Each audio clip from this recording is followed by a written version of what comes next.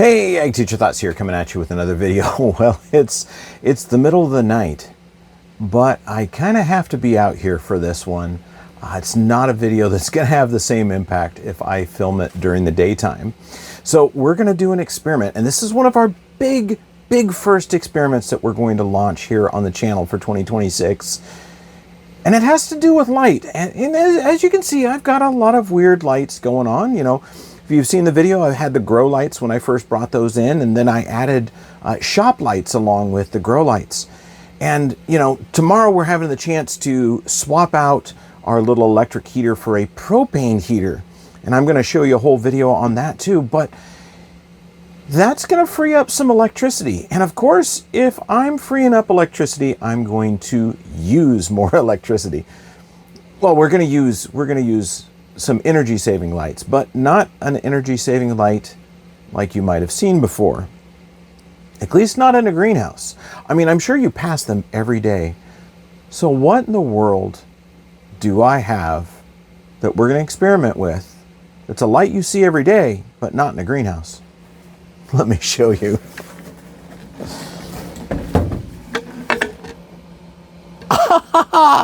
I have street lights. Yes. Those are power pole size, municipal or highway size street lights. Now you might be asking, Ag Teacher Thoughts, how in the world did you get your hands on street lights? No, I did not steal them. No, I didn't climb any poles. No, I didn't wait for one to fall down. I had connections many years ago, and yeah, I had connections many years ago, and there was a gentleman that had better connections than mine, but yeah, apparently a highway department was removing a bunch of street lights because they were having issues with them.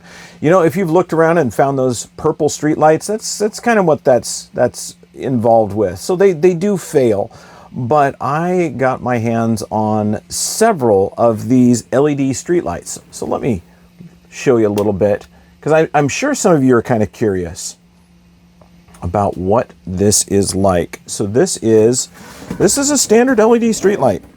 Okay, now, let's get our big plant out of the. Oh, hey, he's using a lot of water. Okay, so this is a standard LED street light. It was in a barn and some storage. You can see a little water got on this some point in time. Just little bird droppings, but this is where your photo sensor would go. Okay, so this is the photo sensor unit. This is your waterproof covering here. And then we're gonna flip it over. And you have 10 LEDs and then some lenses on there, and those lenses help direct the light. This is a white light LED. So, you know, it's going to put out a nice white light. And that's due to, I think it's probably more of that purple light, and then it's got a phosphorus coating on the lens of the LED, and that's where we get the white light. So I bet some of you are wondering, hey, you know, can we see inside? Of course, I will show you inside my street light. Okay, two little latches there. Let's get this a little bit closer down so you can see, and hopefully it's going to be all in frame. Okay, so these latches, there is a integral hinge, so that's going to slide off like that. And then this is what's inside. So we have an LED driver over here. This does have a current selector. Okay, hopefully that's still in frame. So a current selector, so I can select between 350 milliamps, 530 milliamps, 700 milliamps, so orange, yellow, or blue. Orange, yellow, or blue. Of course, I am going to put the blue one in charge. Okay, so there is our driver.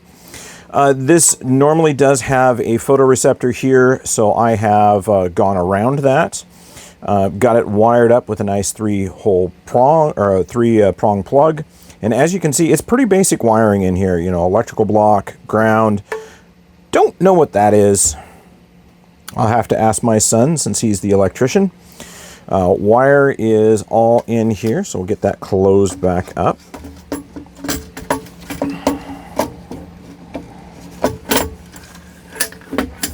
So it's a nice secure light, nice aluminum or Zamac housing. It's one of the two. There you go. There is some views of that street light.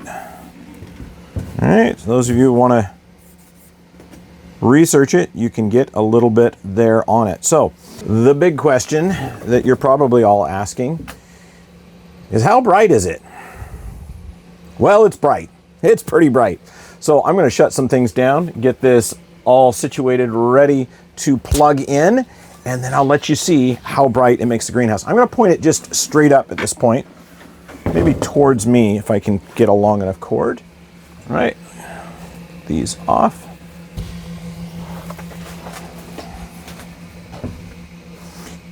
There you go. Now I'm seeing spots. It's bright. That is a pretty bright street light. This one is going to do a really good job lighting up the plants. It has a little bit more of a yellow color to it with this.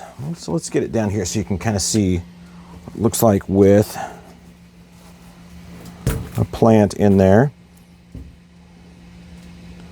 It's pretty good. It's pretty bright. Not something you really want to look at, but yeah, it's a little bit more yellow. So white and yellow for the light color on that. But yeah, so we're going to do some experiments with the street light. And we're going to do a germination test trial and then growing with a street light. So we're going to see, can you grow plants with the light from an LED street light? Yeah. Okay. We're gonna figure that out. Can you? And my choice of plants is going to be, here you go, you can see them, marigolds. So we're gonna grow some pretty marigolds with a street light and a street light only. So I'm gonna get this set up under one of the benches. I'm gonna put blackout curtains around it. So the only light going in there is going to be the light to the marigolds. And we're gonna add a couple more things to this. So in addition to just growing marigolds under street lights, we're gonna try some Christmas lights. And if I can find an old incandescent light, we're going to try one of those too. So we're going to do a couple different renditions or tests of different lights that you can use to grow your plants.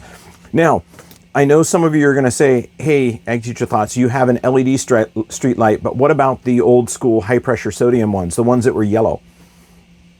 There's not really a reason for me to test those, because high pressure sodium is what we used to use commercially before the LEDs for grow lights. So testing what's in essence a grow light to see if it's a grow light is pointless. So we're just going to do one of the LED ones. We're going to do some Christmas lights. We're going to do some multiple colors to try to get some blues and reds in there. And then we might try an incandescent or a fluorescent light too. But we're going to do a couple of those. But I thought you would like to see a sneak peek of what's going to happen, which is we're growing plants with a street light and see how well that works. So I'm pretty excited about it. But you know, at this point, it is dark 30, and I'm sure the neighbors are hearing me talk out in the lab, so I think it's time for us to wrap this up. But stay tuned. This is video 1 of Can You Grow Plants with a Street Light? I hope you're learning, I hope you're enjoying, and I hope you're going to have as much fun as I am, wondering whether or not this is going to work. And yeah, they do put out some heat too, so that should help. All right, I hope you enjoyed. Ag Teacher Thoughts out.